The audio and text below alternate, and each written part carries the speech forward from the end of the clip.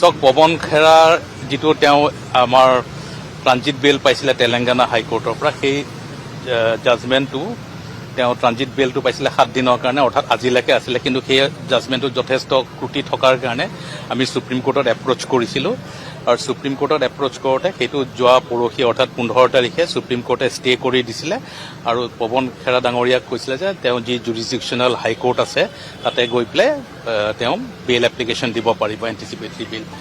সেই অৰ্ডাৰটো তেওঁলোকে চেলেঞ্জ কৰি পেলাই এখন ভেকেটিং পিটিশ্যন ফাইল কৰিছিলে আৰু সেইখন এইমাত্ৰ শেষ হৈছে আৰ্গুমেণ্ট।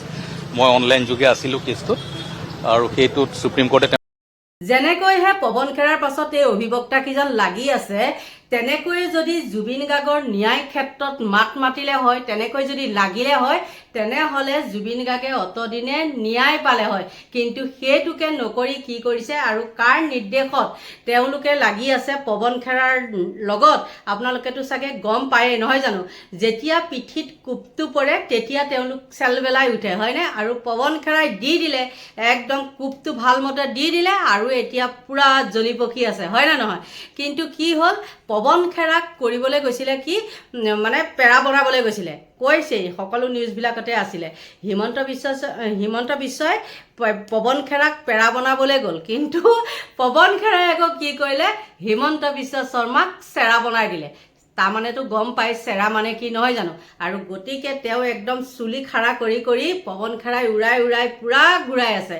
আৰু এতিয়া যিকোনো মুহূৰ্ততে বোলে পৱন খেৰা হেনো কি হ'ব পাৰে, গ্ৰেপ্তাৰ হ'ব পাৰে।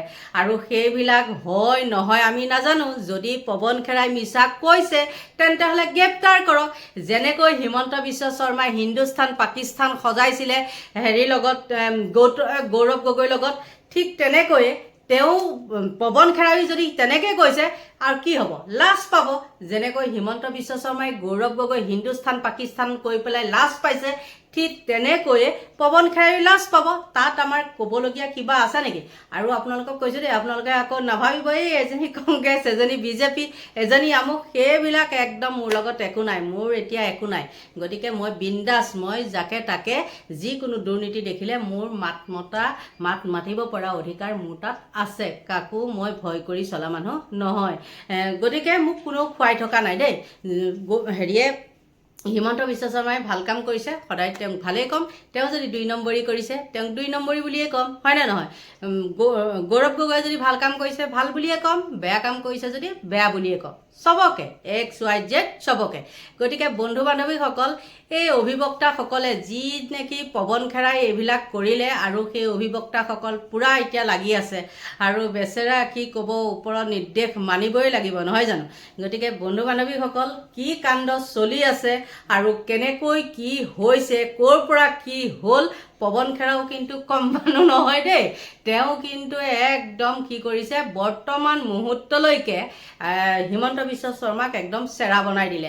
আৰু তেওঁ নিজে কৈছিলে, হিমন্ত বিশ্ব শৰ্মাই নিজে কৈছিলে যে মই পেৰা বনাই দিম, হা, কিন্তু পেৰাতকৈ কি হ'ল, চেৰাহে বনাই দিলে তেওঁক নিজকে। গতিকে বন্ধু বান্ধৱীসকল, চাওকচোন আপোনালোকে সেই সৰু ভিডিঅ' ক্লিপটো। ৰণত পৰিল মুখ্যমন্ত্ৰী হিমন্ত বিশ্ব শৰ্মা। সৰ্বশক্তি প্ৰয়োগ কৰিও তেওঁ জয়ী হ'ব নোৱাৰিলে।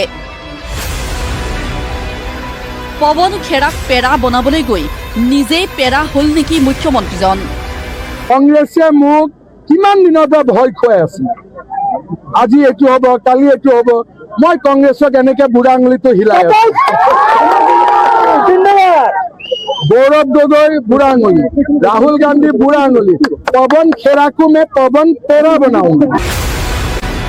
मुख्यमंत्री हिमंत बिश्व शर्मार परियाলৰ নামত বিদেশত হাজাৰ হাজাৰ কোটি টকাৰ সম্পত্তি থকাৰ বিস্ফোৰক অভিযোগ তুলি অসম এৰিছিল পवन খেৰাই। दुबई में आपकी पत्नी के नाम ये 2 प्रॉपर्टीज हैं या नहीं है? चलिए तीसरा भी पूछ लेते हैं। तीसरा सवाल ये है, आपकी पत्नी और आपके परिवार ने कितनी शेल कंपनीज किस किस देश में खोली हैं? आप बताएं, नहीं तो हम बता देंगे। आज बताएं, कल बताएं, परसों बताएं, जिंदगी लंबी है, चुनाव आते रहते हैं, जाते रहते हैं। हम चुनाव के पहले और भी बहुत कुछ बताएंगे, ये आपको बता रहे हैं। समय इसलिए लगता है कि कुछ जांच भी करनी पड़ती है। लेकिन मैं ये वादा करके जा रहा हूं, गौरव भाई यहां बैठे हैं, हमारी चर्चा लगातार हो रही है। পৱন খেৰাক ধৰিবলৈ পৱন খেৰাৰ পাছে পাছে মুখ্যমন্ত্ৰীয়ে প্ৰেৰণ কৰিছিল অসম আৰক্ষীৰ দল।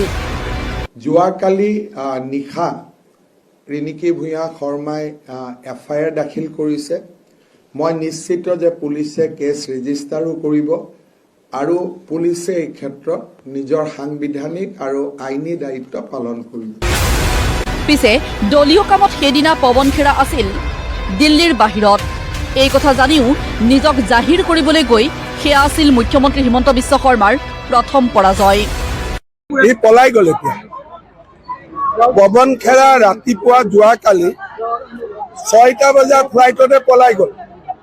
এতিয়া দিল্লীতো নাই, গৈ হায়দৰাবাদ পালেগৈ।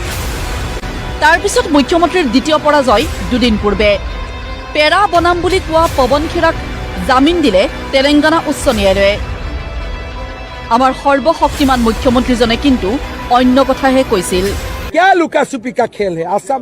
अरे कहाँ असम पुलिस को नहीं जानते, पताल से भी उखाड़ के ले आएगा। कहाँ मिलेगा पवन खेरा? कौन सा ये पवन खेरा है? पताल में भी लुकेगा तो हम उठा के लेके आएगा। क्या पागल जैसा। এতিয়া পাতালতো নাই, তেলেংগানাতো নাই পৱন খেৰা। অসমৰ গোচৰত আগতীয়া জামিন লৈ দিল্লীৰ ঘৰত কংগ্ৰেছ নেতাজন। নিজকে অপাৰ ক্ষমতাবান দেখুৱাবলৈ যোৱা মুখ্যমন্ত্ৰীজনৰ এই দশা কিয়? मुझे हर्ष है कि पवन जी को राहत मिली है। ये पूरी तरह से झूठा केस है। माननीय उच्च न्यायालय ने सही रूप से सुन के हमको कल विस्तृत रूप से ये हमको आंतरिक आदेश दिया है। मैं आशा और विश्वास करता हूं कि इस प्रकार की प्रतिशोध की राजनीति, इस प्रकार की दबाव की राजनीति बंद हो। हमें पूरी तरह से विश्वास है कि कानून में हम सही हैं। 100 व्यक्तियों का निजामुद्दीन में आना जैसे कोई घोर आतंकवादी घूम रहा है, बिल्कुल निराधार चीज है, गलत चीज है। সত্য এয়াই, আইন আদালতৰ ঊৰ্ধত থাকি মুখ্যমন্ত্ৰীয়ে নিজকে পৃথিৱীৰ আটাইতকৈ শক্তিশালী মানুহ বুলি ভাবে। তেওঁ নিজেও জানে যে কাৰোবাৰ ভাৱমূৰ্তি কোনোবাই ৰাজহুৱাকৈ বিনষ্ট কৰিলে পুলিচ পঠিয়াই লাভ নাই। जिस प्रकार के ऑफेंसेस बनाए हैं, सिर्फ एक आर्मी को नहीं भेजा गया, लेकिन जो दोष बनाए गए हैं, प्रावधान बनाए गए हैं, वो बिल्कुल लागू नहीं है। हर प्रकार के प्रावधान डाल दिए हैं। और सबसे अहम मुद्दा कि अगर आपका कोई मानहानि हुई है सोच की, छवि की, तो उसके लिए आप तहकीकात कर सकते हैं। अरेस्ट का, गिरफ्तारी का मुद्दा ही कहां से उठता है? এইটো চাই পেলাই আপোনালোকে কি পালে? খেলখন একদম পুৰা জমিছেনে নাই বাৰু, হয়নে? কোনে পেৰা বনালে, কোনে চেৰা বনালে, আপোনালোকে নিজে বিচাৰ কৰক। গতিকে সকলোকে ভগৱানে ভালে কুশলে ৰাখক, তাকেই কামনা কৰিছোঁ আৰু মোৰ ভিডিঅ'টো ইমানতে সামৰণি মাৰিছোঁ। Bye bye.